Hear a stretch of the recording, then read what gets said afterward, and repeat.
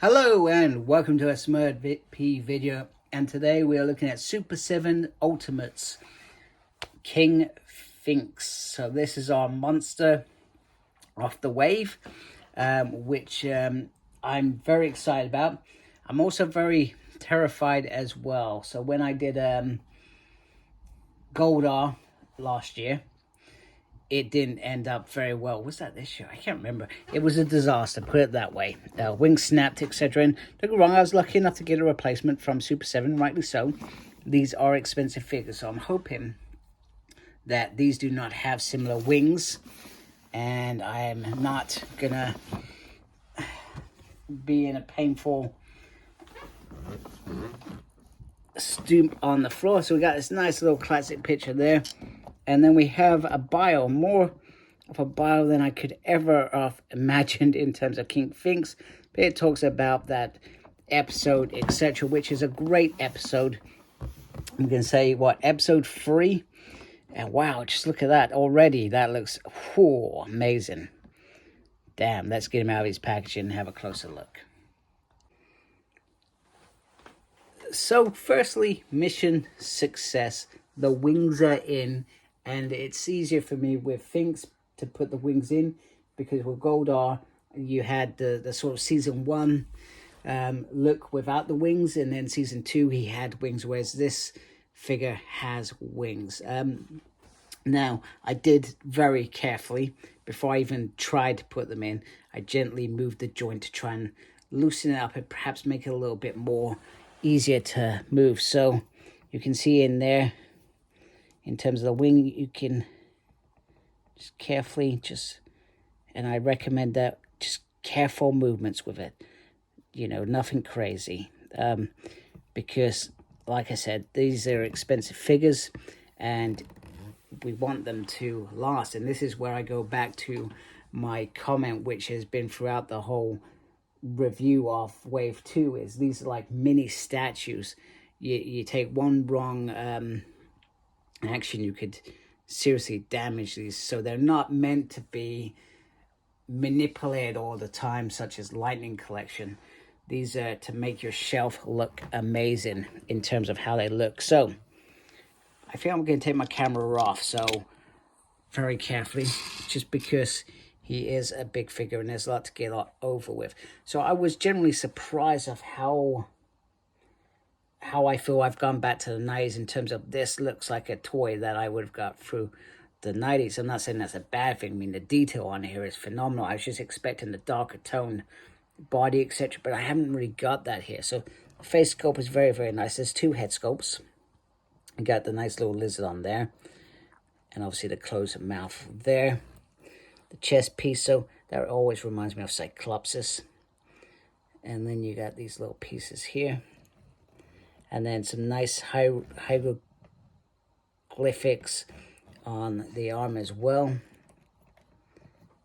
which is very, very nice. And then the wings just look stunning. I never thought of the wings like this.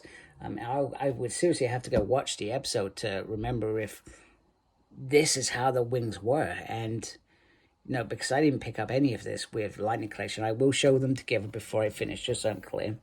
And then even on the cloth to cover his bits, you've still got little sections, and you get a little butt, and then you do have the tail, which can be maneuvered. And then the wings here, you can see from the back of this sort of nice little red. All right, there's a little spill there, which is a tad bit disappointing, I'm not gonna lie, but there seems to be some nice, I mean, you got the darker pieces. There are darker parts colored off the body, but yeah, wow, just off the bat I feel like this looks great.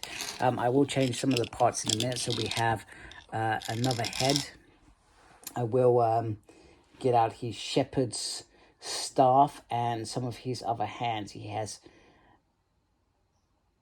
3 other pairs of hands, which is very, very cool. So I'm going to do that off camera, because I don't need to do that on camera, because it's just sometimes frustrating. In fact, do you know what? Let me quickly get articulation out of it. So you can't move the head that way.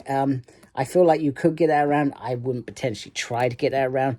There's no need. These sort of move but they do hinder that movement on the arm. So, and I've obviously just poured that out. It's always a great start, isn't it, to a review when you pour an arm out. So arm can come out if you're not careful. So there is movement on the arm. There is swivels there as well on the biceps, and swivel on the hand. Sorry, you've got my arm in as well. Not really any movement up and down there. So movement on the chest. There's loads of movement on this piece, which is really nice. Maybe a little bit more looser than I would have liked. Swivel there. You can't get the leg up that far. Can come forward, can come back.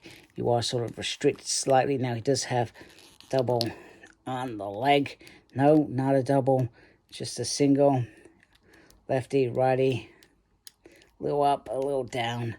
And then you do have movement with the tail. And obviously I've shown the wings move around as well. So there is a nice balance of the figure being able to move and adjustable, etc. So let me change some of these parts and we can have a look at those as well.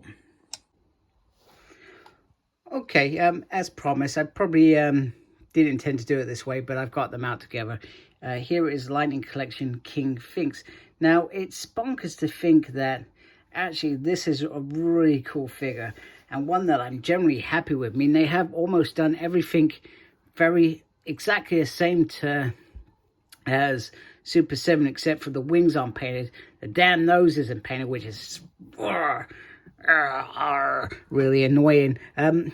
Just with a few extra paint apps, this is a phenomenal figure that, you know, I love. I mean, don't get me wrong, now looking at this, I would love to see the wings a little bit bigger and perhaps painted a little bit better, but I still prefer the darker tone wings to the multi-colored wings over here.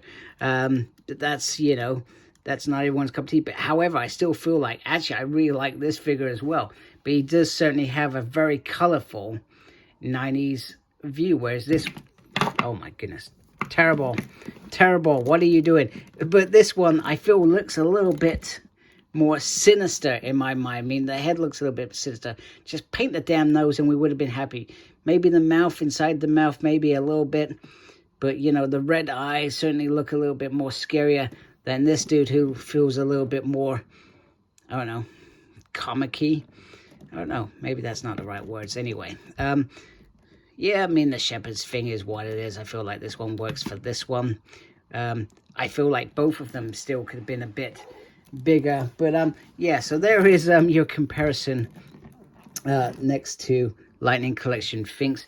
So just in case you're trying to decide what to do, like I said, this is more of a statue than a figure that you can play with and manipulate and mess around with on a regular basis. I think the other thing that, and I've seen some great work out there, lots of other people have made the body darker on the Lightning Collection, which just imposes it. And you can see on here, there are multiple areas that are, I hope my camera doesn't go wonky donkey. You're going to, aren't you? You're not going to like this. Come on. Apologies. Let me just hold that there. You can see that the darker tones throughout it. And the darker tones are what really make this figure a little bit better, etc. So I've added on the hands. So I actually feel like these hands are very similar. I feel like this one is to hold, whereas this one is not. And I will add one of these for that final scene where I show him with a Red Ranger. So you can see him against size in terms of Power Rangers. So the hands do work. We've obviously brought in the open mouth, which is a little bit more, I'm trying to, I don't know, kill you, etc. And then we've brought in the staff, etc., which, like I said, I feel looks really, really nice. Very straightforward. I feel like it just needed a little, is that an inch down there? I'm not sure. Just an inch, just to make it really imposing. That would have been a nice size staff to go with this really beefy figure.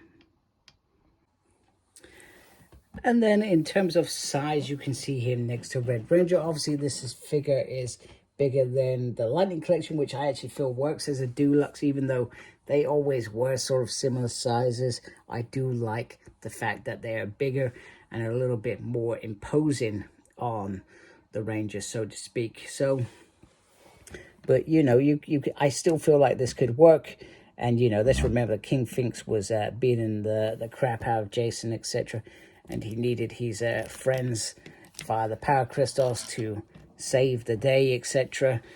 Because teamwork is what gets it done. Now, don't do what I did. I made a mistake.